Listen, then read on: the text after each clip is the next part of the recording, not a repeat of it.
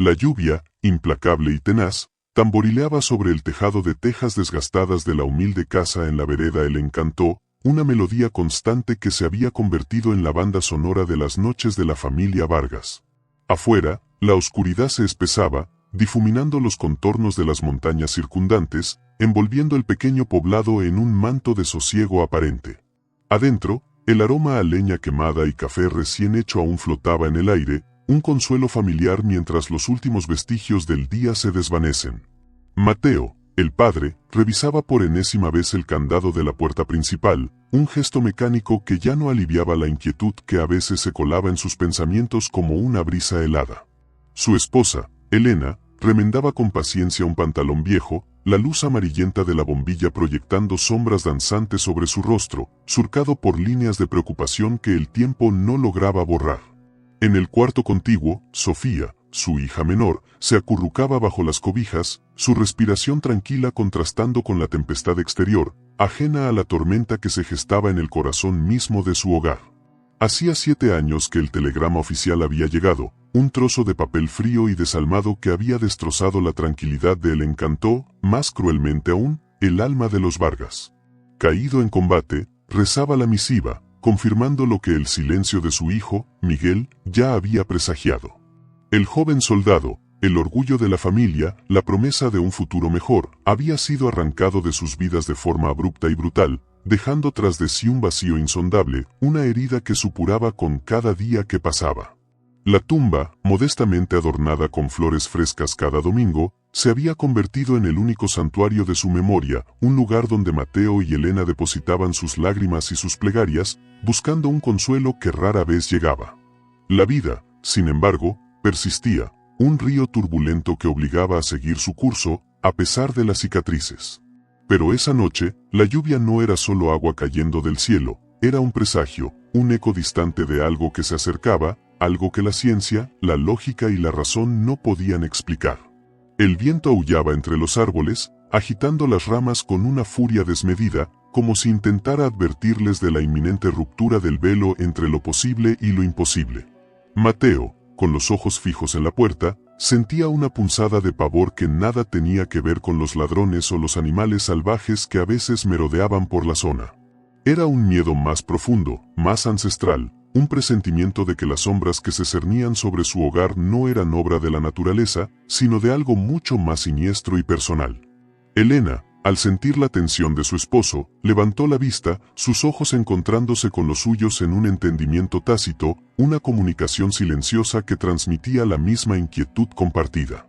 Sofía, dormida, soñaba con risas y juegos bajo el sol, ajena a la oscuridad que se cernía sobre su familia, a la grieta que estaba a punto de abrirse en la realidad, tragándose la paz que tanto les había costado recuperar. De repente, un crujido inusual, más allá del golpeteo de la lluvia y el aullido del viento, rompió la monotonía de la noche. No era el sonido de una rama cayendo, ni el de un animal buscando refugio. Era un sonido deliberado, un rasguño insistente en la madera de la puerta principal, seguido por un golpe seco, suave pero firme, como si alguien estuviera llamando con la punta de los dedos. Mateo se levantó de un salto, el corazón latiéndole desbocado en el pecho. Elena dejó caer la labor de costura, sus manos temblando visiblemente. Sofía, en su cuarto, se removió inquieta en su sueño, como si una sombra intangible hubiera rozado su conciencia. El golpeteo se repitió, esta vez un poco más fuerte, más impeculatorio. El aire en la sala se volvió denso, cargado de una electricidad estática que erizaba el vello de la nuca. La lluvia, que hasta entonces había sido un consuelo, ahora parecía un lamento, un coro de voces distantes que anunciaban la llegada de lo que nunca debió haber regresado. Mateo, con una mezcla de terror y una extraña, irracional esperanza, se acercó a la puerta, su mano extendiéndose hacia el picaporte, sintiendo el frío metal a través de la tela de su pijama. La pregunta que resonaba en su mente no era quién estaba afuera, sino que estaba afuera, y si estaban preparados para enfrentar la respuesta, una respuesta que prometía desmantelar todo lo que creían saber sobre la vida, la muerte y el inexorable paso del tiempo. El sonido de la lluvia se intensificó, como si la propia naturaleza estuviera conteniendo el aliento, a la espera del momento en que la barrera entre el mundo de los vivos y el abismo de lo inexplicable se hiciera añicos. El picaporte giró lentamente, con un chirrido metálico que pareció resonar en cada rincón de la casa, amplificado por el silencio expectante que se había apoderado de la familia. La puerta se abrió con un leve crujido, revelando la figura solitaria que la lluvia y la noche habían traído de vuelta. Era un hombre, o lo que quedaba de uno. Alto, delgado hasta la extenuación, su cuerpo parecía una sombra alargada, apenas contenida por los harapos de un uniforme militar que alguna vez fue familiar. La piel, pálida como la cera, se adhería a unos huesos prominentes, y sus ojos, hundidos en cuencas oscuras, reflejaban una luz vacía, perdida, como si contemplaran un paisaje que solo existía en su propia mente atormentada. No había reconocimiento en esa mirada, solo la lejanía de quien ha visto demasiado, de quien ha estado en lugares a los que ningún ser humano debería llegar. El aire se cargó con un olor rancio y terroso, un hedor a humedad, a tierra removida y a algo más, algo indescriptiblemente putrefacto, que se aferraba a él como una segunda piel. Era Miguel. Pero no era el Miguel que recordaban, el joven risueño y lleno de vida que partió hacia el frente hacía 7 años. Este era un espectro, un eco tangible de la guerra, un recordatorio viviente de que algunas ausencias dejan marcas imborrables, y que el regreso no siempre es un milagro. La lluvia, al cesar de golpe en ese instante, dejó un silencio aún más aterrador, como si el mundo entero hubiera detenido su respiración ante la imposibilidad encarnada que se cernía en el umbral de su hogar. Mateo se quedó paralizado, incapaz de articular palabra, su mente luchando por conciliar la imagen frente a él con los recuerdos grabados a fuego en su memoria. Elena soltó un gemido ahogado, llevándose una mano a la boca, sus ojos desorbitados por el horror y la incredulidad. Sofía, atraída por la conmoción, apareció en el pasillo, sus pequeños ojos fijos en la figura del extraño, una mezcla de curiosidad infantil y un terror instintivo que la paralizó. El hombre, o lo que fuera que ahora habitaba el cuerpo de su hijo, dio un paso vacilante hacia el interior, el suelo crujiendo bajo su peso. Sus movimientos eran torpes, mecánicos, como los de una marioneta cuyos hilos estuvieran a punto de romperse. No pronunció palabra, solo un leve jadeo, un sonido gutural que podría haber sido un intento de hablar o un estertor de dolor. La mirada perdida de Miguel se detuvo por un instante en cada uno de ellos, pero no había reconocimiento, solo una fugaz chispa de algo indescifrable, un destello que se apagó tan rápido como apareció, dejándolos de nuevo en la penumbra de su desolación. El telegrama, la tumba, los 7 años de luto, todo se desmoronaba ante esta presencia inexplicable. La ciencia, que había declarado a Miguel muerto, que había sellado su tumba, ahora se enfrentaba a un enigma que la desafiaba en su propia esencia. El ADN, decían los informes que nunca llegaron a ver, confirmaba la identidad. Pero la persona que tenían delante era un fantasma, un ser que había regresado de un lugar del que nadie vuelve, trayendo consigo la oscuridad de ese lugar. El regreso de Miguel no fue un milagro, sino la apertura de una caja de Pandora que la familia Vargas había intentado mantener cerrada con llave. La lógica se había rendido ante la evidencia, pero la razón se negaba a aceptar lo que sus sentidos les mostraban. La tumba, visitada con devoción durante 7 años, ahora se alzaba como un monumento a un engaño, a una mentira que la propia realidad se había encargado de desvelar de la manera más aterradora. El joven soldado había vuelto, sí, pero su alma parecía haberse quedado anclada en las trincheras, en el fragor de la batalla, en los horrores que ningún libro de historia podría jamás describir. Su cuerpo estaba presente, pero su espíritu era un prisionero de la guerra, un eco persistente de la violencia y la muerte que lo habían consumido. La familia se encontraba ahora atrapada entre el dolor de la pérdida y el terror de la presencia. Tenían a su hijo de vuelta, pero lo habían perdido para siempre. Y lo que era peor, debían aprender a convivir con la sombra de lo que se había convertido, con el horror tangible que se manifestaba en cada mirada vacía, en cada movimiento torpe, en cada silencio cargado de una angustia insondable. La casa, antes un refugio, se había convertido en un escenario de pesadilla, donde los fantasmas del pasado no solo acechaban, sino que caminaban, respiraban, lo más aterrador, exigían ser reconocidos. La primera noche de su regreso fue un tormento de vigilia y terror. Nadie durmió. Mateo y Elena se quedaron en la sala, observando la figura de su hijo sentada en el viejo sillón, inmóvil, con la mirada perdida en algún punto invisible del espacio. Sofía, asustada, se refugió en la cama de sus padres, aferrándose a su madre como si buscara protección contra la oscuridad que había entrado en su hogar y que ahora residía en los ojos de su hermano. Miguel no comía, no bebía, no respondía a las preguntas que, con voz temblorosa, le hacían. Solo existía una presencia silenciosa y perturbadora que irradiaba una tristeza profunda, un dolor que parecía haber traspasado la barrera de la muerte. A veces, un leve temblor sacudía su cuerpo, sus manos se cerraban en puños apretados, y sus labios murmuraban palabras incomprensibles, fragmentos de órdenes, gritos de dolor, nombres olvidados que se perdían en la penumbra. Eran los ecos de la guerra, resonando en el cuerpo de un hombre que había regresado, pero que nunca había dejado el campo de batalla. La presencia de Miguel comenzó a erosionar los cimientos de la vida en el Encantó.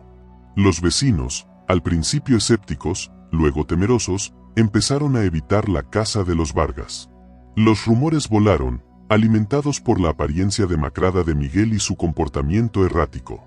Lo llamaban el regresado, el fantasma de la guerra, y se encomendaban a los santos para mantenerlo alejado.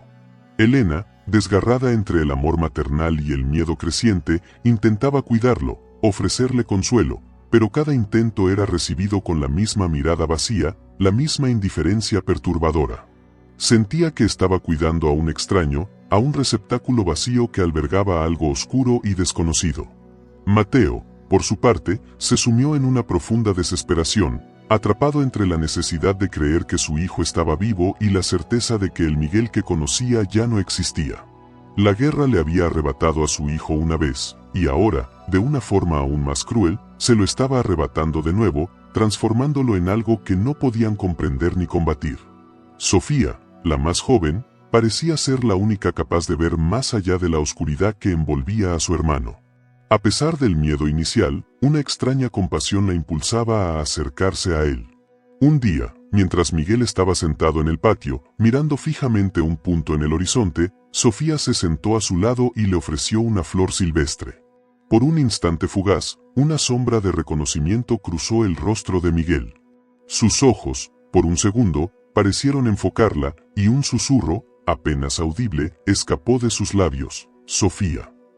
Fue un instante, un destello efímero de la conexión que una vez los unió, pero que se desvaneció tan rápido como había aparecido, dejándola con un anhelo agridulce y una inquietante certeza: su hermano estaba allí, pero atrapado en un lugar al que ella no podía llegar. La guerra lo había marcado de una forma indeleble, y su regreso era solo el comienzo de una pesadilla que apenas empezaba a manifestarse en la apacible vereda El Encantó. La fragilidad de la cordura de Miguel se hizo cada vez más evidente. Las noches se llenaban de susurros y gemidos, de movimientos inquietos bajo la escasa luz de la luna que se filtraba por las ventanas. A veces, se levantaba y deambulaba por la casa, sus pasos arrastrándose por el suelo, como si buscara algo o huyera de algo invisible. Su mirada, antes perdida, ahora parecía enfocarse en sombras inexistentes, en figuras que solo él podía ver. Elena y Mateo se turnaban para vigilarlo, sus propios nervios al límite, el sueño una mercancía escasa y preciada. La tensión en la casa era palpable, un hilo a punto de romperse. El olor a descomposición, que al principio era sutil, se intensificó, impregnando cada rincón, un recordatorio constante de la muerte que se había negado a reclamarlo por completo. Los vecinos, cada vez más aprensivos, comenzaron a atribuir a Miguel una influencia maligna, murmurando sobre espíritus atormentados y maldiciones traídas del frente. Un día, mientras Mateo intentaba infructuosamente hacer que Miguel comiera un poco de sopa, el joven soldado reaccionó con una violencia inesperada.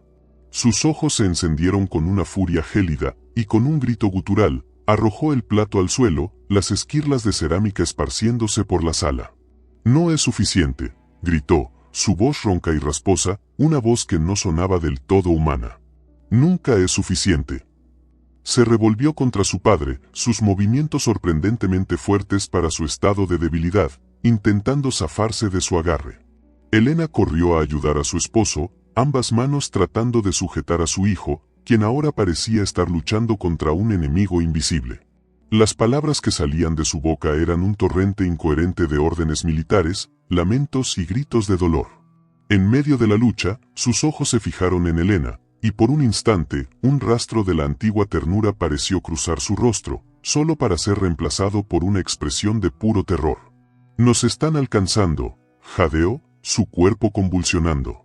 «No puedo dejarlos atrás». La lucha terminó tan abruptamente como había comenzado. Miguel se desplomó en el suelo, exhausto, su respiración agitada. Mateo y Elena, jadeando, lo miraron con una mezcla de alivio y horror. Habían visto una faceta de su hijo que los aterrorizaba, una furia descontrolada que no comprendían. Era evidente que la guerra no solo lo había marcado psicológicamente, sino que había desatado algo oscuro y primario dentro de él. La línea entre el soldado que fue y la criatura que parecía ser se estaba volviendo cada vez más borrosa. Sofía, que había presenciado la escena desde la puerta del pasillo, corrió hacia su hermano, ignorando las advertencias de sus padres. Se arrodilló a su lado y, con una valentía sorprendente, le acarició la mejilla. Miguel, en lugar de apartarse, cerró los ojos y un leve temblor recorrió su cuerpo. El incidente de la sopa marcó un punto de inflexión. La negación se volvió insostenible.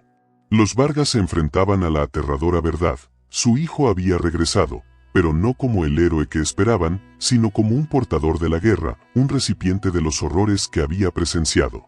La tumba en el cementerio, ahora, se sentía como una burla cruel, un símbolo de una muerte que, irónicamente, hubiera sido un consuelo comparada con la presencia que ahora los atormentaba. La ciencia había confirmado su identidad, pero la ciencia no podía explicar la oscuridad que emanaba de él, el aura de muerte y desesperación que lo rodeaba. La familia Vargas estaba obligada a confrontar no solo la pérdida de su hijo, sino la aterradora realidad de su presencia, un espectro viviente que amenazaba con consumir la poca paz que les quedaba. Los días siguientes se convirtieron en una rutina de terror silencioso. Miguel pasaba la mayor parte del tiempo en su habitación, sumido en un letargo profundo, solo roto por breves y aterradores episodios de agitación. El olor en la casa se intensificó, volviéndose casi insoportable, un hedor a carne podrida y a tierra húmeda que los obligaba a mantener las ventanas cerradas, incluso en las noches más calurosas. Los vecinos, ahora convencidos de que la casa estaba embrujada, comenzaron a organizar misas y rogativas en la iglesia, pidiendo protección contra la maldición que había caído sobre el Encanto. Elena, cada vez más pálida y demacrada, se debatía entre el instinto maternal de proteger a su hijo y el terror que le provocaba su estado. Mateo, por su parte, se había vuelto taciturno, sus ojos reflejando la misma desesperanza que veía en el rostro de su hijo. Una noche, mientras la lluvia volvía a azotar el tejado con furia, un grito desgarrador rompió el silencio. Provenía de la habitación de Miguel.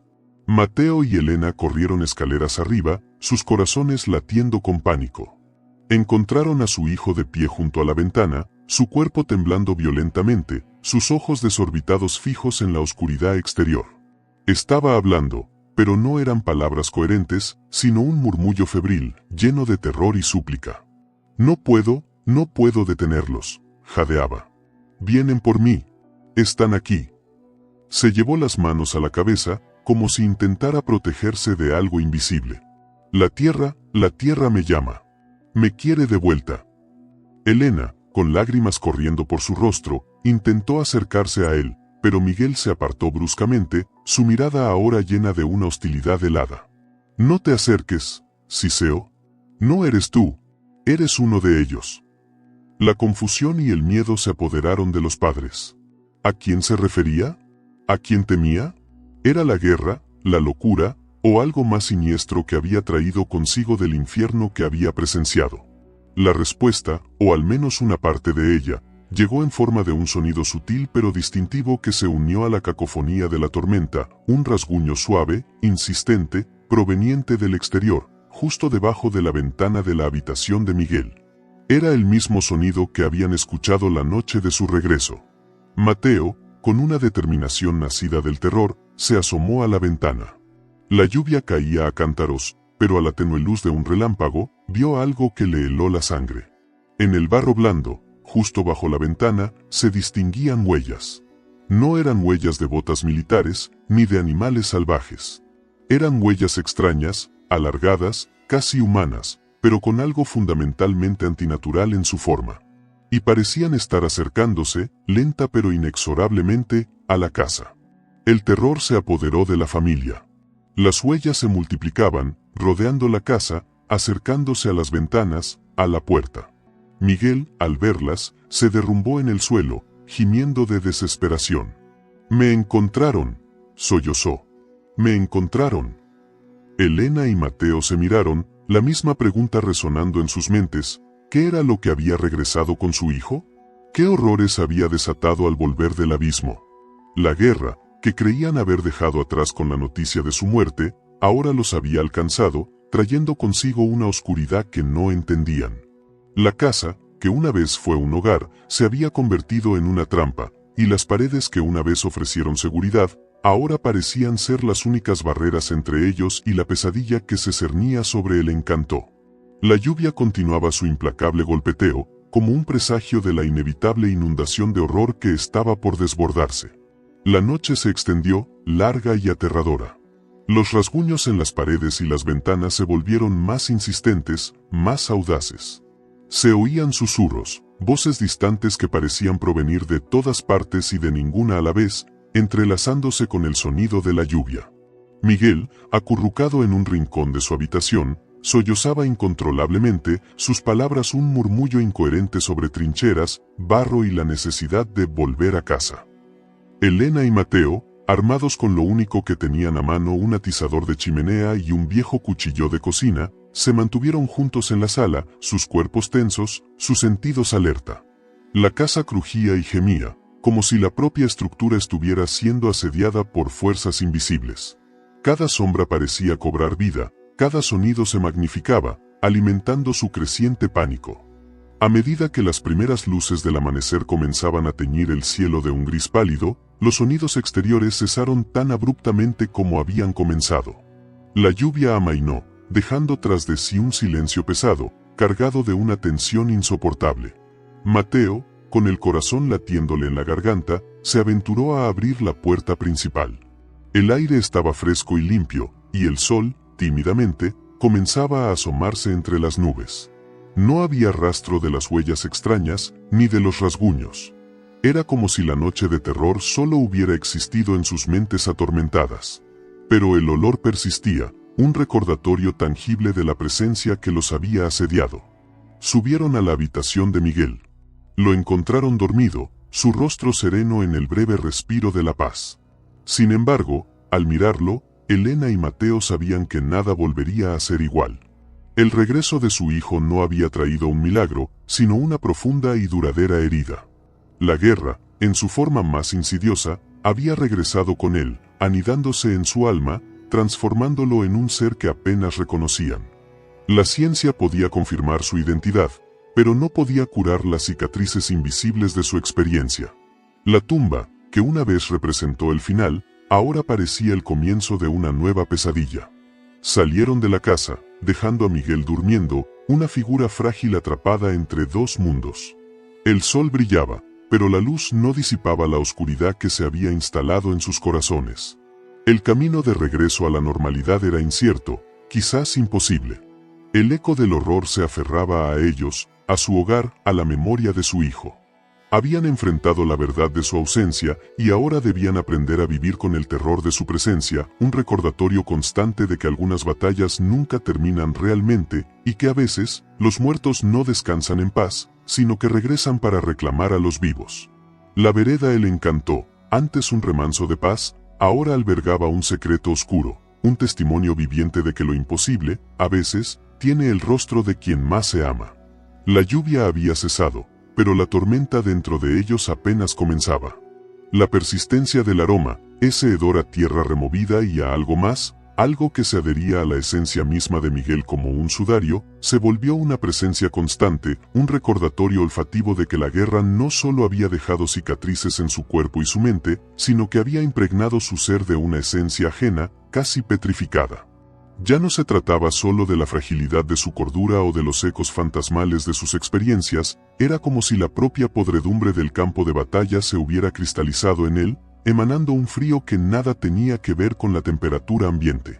Elena, en su desesperado intento por mantener una semblanza de normalidad, intentaba ventilar la casa a diario, abriendo puertas y ventanas de par en par, pero el hedor se resistía a disiparse, aferrándose a las cortinas, a los muebles, a la misma piel de sus habitantes, como si se hubiera mimetizado con el ambiente.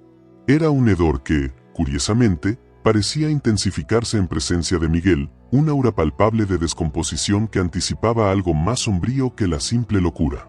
Ahora, reflexionemos sobre cómo este fenómeno se manifiesta en la vida cotidiana. Ante la persistencia de ese tufo, la familia se encontró en una encrucijada psicológica. La negación inicial, ese mecanismo de defensa que les permitía aferrarse a la ilusión de que Miguel era solo un soldado traumatizado, se desmoronaba ante la evidencia sensorial.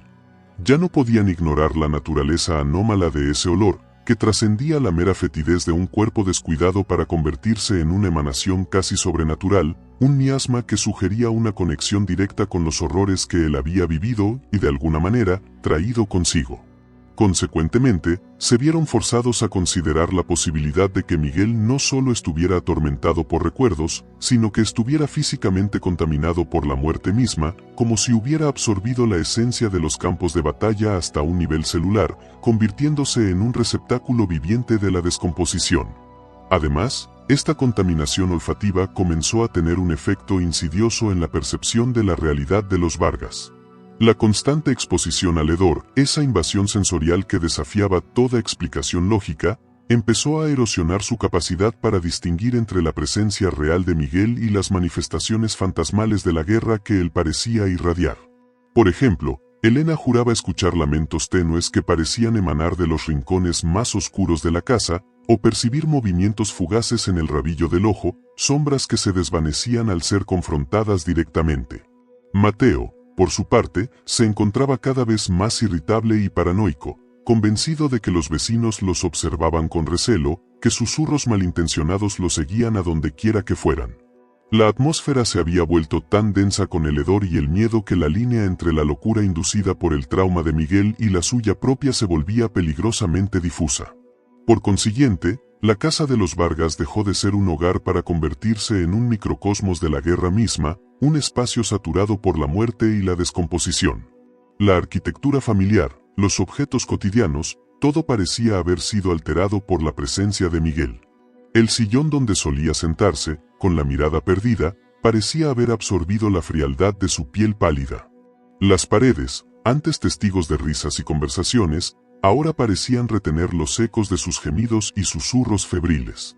Era como si la esencia misma del campo de batalla, ese lugar de horror y decadencia, hubiera encontrado un nuevo hogar en su humilde morada, transformándola en un monumento viviente a la desintegración. De manera inversa, la resistencia de Miguel a comer o beber, su aparente desinterés por las necesidades básicas de la vida, reforzaba la idea de que ya no estaba completamente anclado en el mundo de los vivos, sino que se estaba disolviendo lentamente, su cuerpo sirviendo como un conducto para la putrefacción que lo había envuelto. Reflexionando sobre este viaje hasta ahora, es palpable cómo las hebras de lo inexplicable se han entrelazado, tejiendo un tapiz donde la realidad se desdibuja y las certezas se desmoronan. Hemos sido testigos de un retorno que desafía las leyes de la naturaleza, un milagro pervertido que ha traído consigo no consuelo, sino una sombra persistente y un hedor que se niega a ser disipado. La presencia de Miguel, ya no solo la de un hijo perdido, sino la de un portador de un horror que trasciende la mera memoria, ha reconfigurado la percepción misma de lo que significa estar vivo, de lo que implica haber regresado de un lugar del que nadie, en teoría, debería poder volver. En virtud de estas percepciones, el camino hacia la comprensión se vislumbra, no como una revelación clara y definida, sino como un atisbo en la penumbra. Las grietas abiertas en la armadura de la lógica familiar han permitido que el frío penetrante de lo desconocido se instale, no como un visitante temporal, sino como un inquilino permanente. Hemos visto cómo la fortaleza de los lazos afectivos se pone a prueba ante la evidencia de que aquello que creíamos conocer, aquello que amábamos, puede transformarse en algo ajeno y aterrador, llevando consigo la esencia misma de la desintegración. La casa, antes santuario, se ha convertido en un eco resonante de la guerra, un espacio donde las fronteras entre la vida y la muerte se han vuelto maleables, difusas, casi irrelevantes ante la magnitud de la transformación operada. Al unir estos hilos, observamos cómo la experiencia de los Vargas se convierte en un espejo distorsionado de las ansiedades más profundas del ser humano: el miedo a la pérdida, la dificultad para aceptar lo inaceptable, la fragilidad de la cordura frente a lo irracional. El regreso de Miguel no es solo el de un individuo, sino el de una manifestación de que las heridas de la guerra no se cierran con el tiempo, sino que pueden festejar, mutar y regresar con una fuerza renovada y aterradora. La aceptación de esta nueva realidad no implica comprensión, sino una resignación forzada ante la evidencia de que algunas puertas, una vez abiertas, no pueden ser cerradas, y lo que emerge de ellas redefine para siempre el paisaje interior de quienes se ven obligados a confrontarlo. El aroma persistente, ese miasma que impregna cada rincón, actúa como un recordatorio tangible de que la descomposición, en sus múltiples formas, es una fuerza que trasciende la mera biología, infiltrándose en el tejido mismo de la existencia. A medida que nos aproximamos a la reflexión final, es importante reconocer que las respuestas que hemos buscado, las explicaciones que anhelábamos, pueden no residir en la lógica o la ciencia, sino en la aceptación de las sombras que habitan no solo en el mundo exterior, sino en el interior de cada uno de nosotros. La historia de Miguel y su familia es un testimonio de cómo lo imposible puede manifestarse, no como un evento puntual, sino como un estado de ser, una condición persistente que exige una nueva forma de existencia. El camino recorrido nos ha preparado para entender que la verdadera conclusión no reside en cerrar el ciclo, sino en comprender la naturaleza inexorable de las fuerzas que lo han puesto en marcha, y cómo estas fuerzas, una vez desatadas, dejan una marca imborrable en el alma. La lluvia, que alguna vez fue un arrullo familiar sobre el tejado de la casa en el Encantó, se había convertido en un presagio, un recordatorio constante de la grieta que se abrió en la realidad de los Vargas. El regreso de Miguel no fue un milagro, sino la manifestación tangible de que algunas ausencias dejan un vacío tan profundo que la propia muerte se ve obligada a ceder, a devolver lo que ha reclamado, pero no intacto.